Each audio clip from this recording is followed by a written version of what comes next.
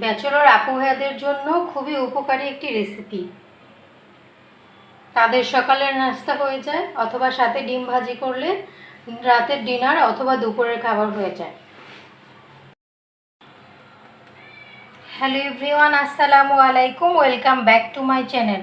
আমি আজকে আপনাদের জন্য নিয়ে চলে এসেছি ব্যাচেলরদের জন্য আলু ভাজি। এটা অনেকেই করতে পারেন, কিন্তু ব্যাচেলর আপু ভাইয়ারা এই সহজ খাবারটাই অনেক সময় তৈরি করতে পারেন না।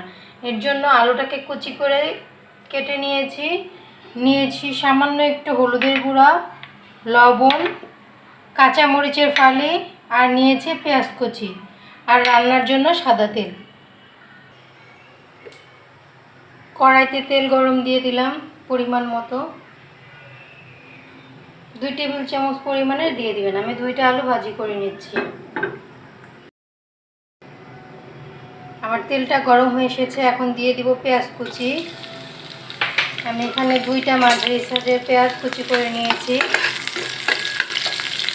পেঁয়াজটাকে একটু ভালো করে ভেজে নিব।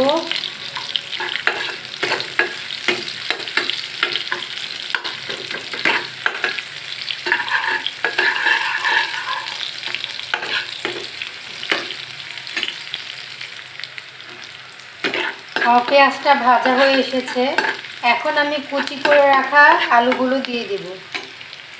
দিয়ে দিলাম কুচি করে ঝরিয়ে রাখা আলুগুলো।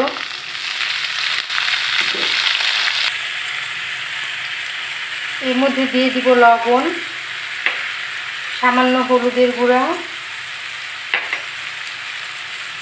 ফালি করে রাখা কাঁচামরিচ, 2টা রেখে দিয়েছি উপরে দেওয়ার জন্য। এটাকে এখন ভালো করে ভেজে নেব 1 মিনিট।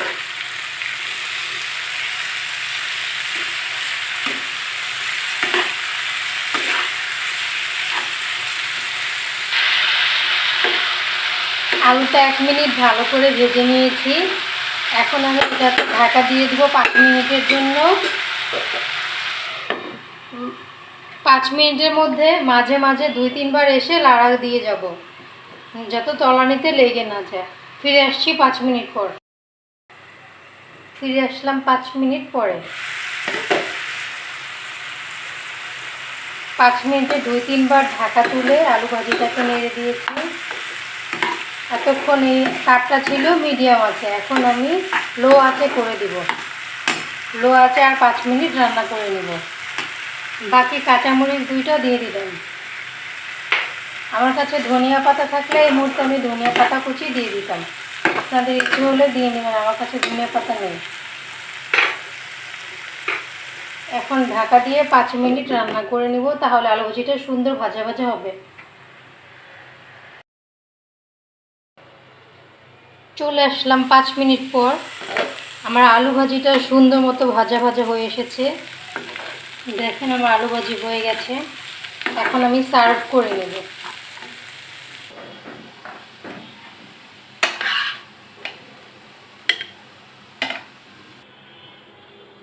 চলে আসলাম সার্ভ করে। আমার আশেপাশের পরিচিত জনেরা অনেকেই আলু ভাজির রেসিপির কথা বলছিল। এই রেসিপিটা অনেক সহজ হলেও অনেকেই পারে না। এই আলু ভাজি সহজ রেসিপিটা দিয়েই ব্যাচেলর আপু ভাইয়াদের হয়ে যায়। তৈরি হয়ে গেল আমার মজাদার আলু ভাজি রেসিপি। এতক্ষণ পাশে থাকার জন্য ধন্যবাদ। আল্লাহ হাফেজ, আসসালামু আলাইকুম।